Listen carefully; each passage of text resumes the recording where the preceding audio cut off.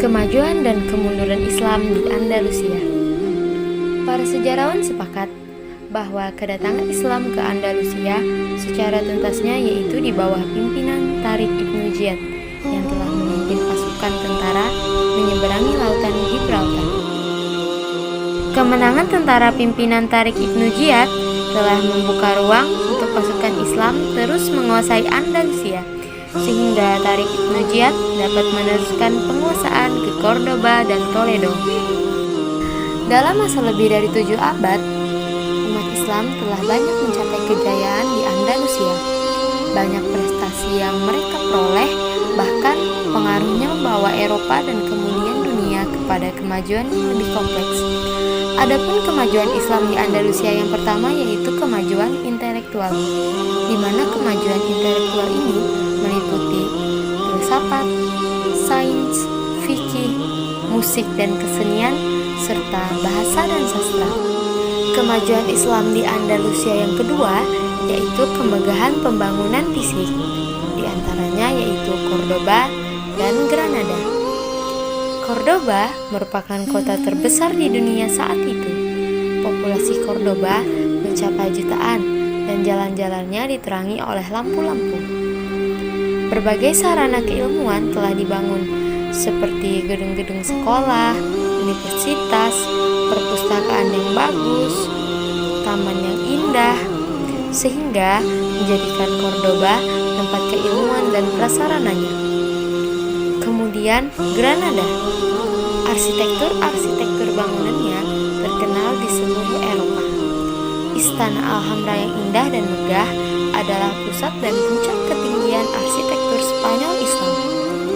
Jika kalian pergi ke Granada sekarang, kalian akan melihat saluran air yang sudah mengalir sejak umat Islam waktu dulu.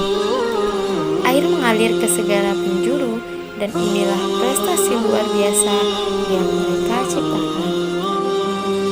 Faktor-faktor penyebab kemunduran Islam di Andalusia. Yang pertama, faktor internal. Ada 2 faktor yang mengakibatkan kemunduran Andalusia dari dalam, yaitu tidak jelasnya sistem peralihan kekuasaan dan tidak adanya ideologi pemersatu. Ketidakjelasan peralihan kekuasaan tersebut menyebabkan perebutan kekuasaan di antara pewaris tahta kerajaan. Hal inilah yang menjadikan keruntuhan Bani Umayyah sehingga muncul Al-Muluk Al-Tawaif.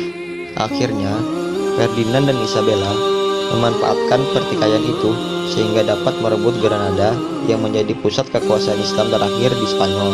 Pada saat dinasti Umayyah berkuasa, tidak ada jalinan hubungan baik antara penguasa dan Muluk Al-Tawaif.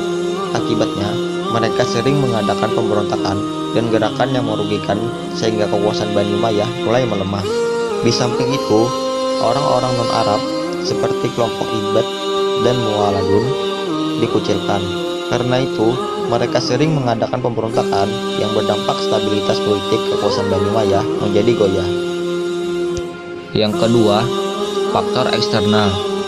Selain faktor dari dalam, kemunduran kekuasaan Muslim di Andalusia juga disebabkan 2 faktor dari luar, yaitu adanya serangan dari bangsa Kristen dan timbulnya Renaissance di Eropa. Bangsa Kristen yang merasa dijajah oleh orang Islam berusaha untuk melawan dan merebut kekuasaan kembali. Demikian halnya dengan Spanyol yang dikuasai oleh Islam.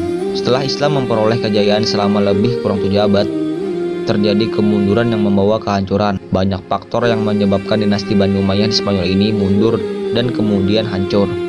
Adapun faktor-faktor kemunduran dan kehancuran tersebut antara lain, orang-orang Kristen bersatu untuk melawan dan mengusir umat Islam dari Spanyol. Dinasti Umayyah pada saat itu terpecah menjadi kerajaan-kerajaan kecil sehingga bangsa Kristen dengan mudah dapat melakukannya. Di samping itu, gerakan Renaissance di Eropa membangkitkan semangat orang-orang Barat untuk merebut kembali kejayaannya. Orang-orang Kristen Eropa mengadakan konsolidasi politik untuk menyusun kekuatan mengusir umat Islam.